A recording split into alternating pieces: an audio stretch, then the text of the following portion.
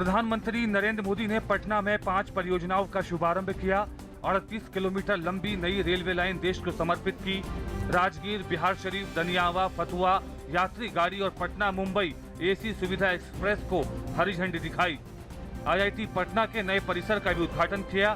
दीनदयाल उपाध्याय ग्राम ज्योति योजना और Jagdishpur Haldia gas pipeline परियोजना की भी शुरुआत की। प्रधानमंत्री ने एक सभा को संबोधित करते हुए कहा कि गरीबी और बेरोजगारी से जुड़ी समस्याओं का हल विकास से ही निकल सकता है। उन्होंने खुशी जताई कि विकास को लेकर अब आम राय बन रही है और राज्य इसके लिए प्रतिस्पर्धी बन रहे हैं। प्रधानमंत्री ने विकास के लिए केंद्र और राज्यों को साथ मिलकर काम करने की जरूरत पर बल दिया। प्रधानमंत्री नरेंद्र मोदी ने पटना के श्री कृष्ण मेमोरियल हॉल में ICAR के फाउंडेशन डे में भाग लिया। समारोह को संबोधित करते हुए प्रधानमंत्री ने कहा कि हमें पहली हरित क्रांति से बहुत फायदा हुआ है, लेकिन देश अब दूसरी हरित क्रांति का ज्यादा इंतजार नहीं कर सकता। हमारे वैज्ञानिक एक वर्कशॉप करें जिसमें दूसरी हरित क्रांति का मॉडल बन सके। संचार और सूचना प्रौद्योगिकी मंत्री रविशंकर प्रसाद ने कहा कि केंद्र सरकार बिहार के विकास के लिए प्रतिबद्ध है। रविशंकर प्रसाद ने कहा कि बिहार के समस्तीपुर, पूर्णिया और सारण में जल्द ही नए मेडिकल कॉलेज खुलेंगे। उन्होंने कहा कि हमारा IT विभाग बिहार के नौजवानों के लिए 1 महीने के अंदर 44 BPO कॉल सेंटर खोलने की अधिसूचना जारी कर देगा। कारगिल युद्ध में भारत की जीत यानी विजय दिवस की 16वीं सालगिरह का जश्न शुरू हो गया है। सेना प्रमुख जनरल दलबीर सिंह ने आज द्रास पहुंचकर कारगिल युद्ध में शहीद हुए सैनिकों को श्रद्धांजलि दी। सेना प्रमुख ने कहा कि सैन्य बल कभी भी कारगिल जैसा युद्ध होने नहीं देगा। उन्होंने कहा कि सेना कभी भी दूसरे कारगिल की इजाजत नहीं देगी। कश्मीर में अमरनाथ यात्रा के दौरान बालटाल आधार शिविर के पास बादल फटने से 2 बच्चों की मौत हो गई। 10 अन्य लोग घायल हुए हैं और 7 अन्य के लापता होने की आशंका है। बादल फटने की घटना कल रात हुई थी। हालांकि बादल फटने की घटना के बाद भी अमरनाथ यात्रा पर कोई असर नहीं पड़ा है।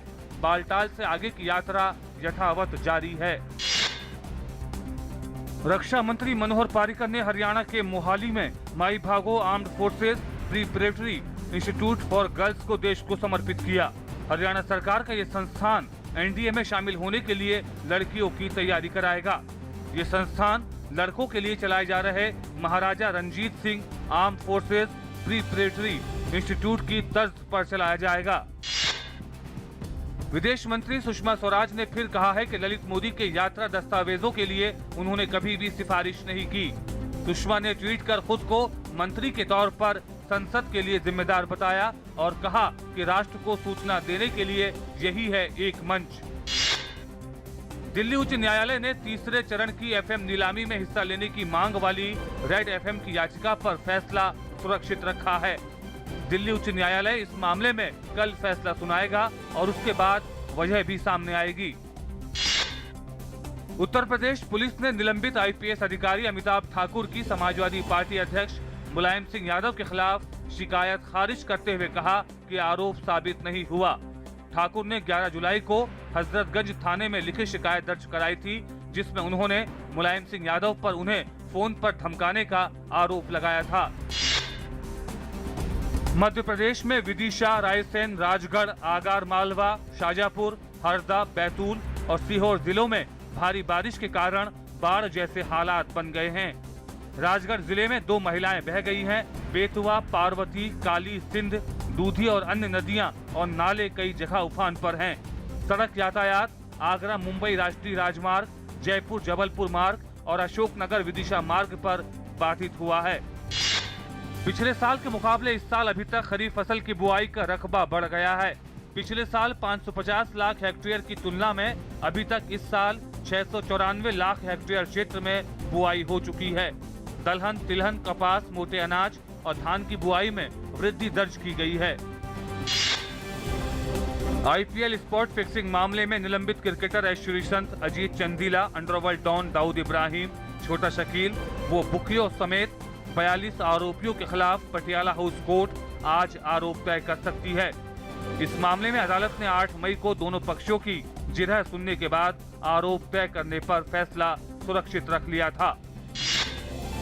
ग्रीस ने अपने ऋणदाताओं से तीसरी बार बेल आउट पैकेज के लिए अंतर्राष्ट्रीय मुद्रा कोष से एक बार फिर आधिकारिक आवेदन प्रस्तुत किया है।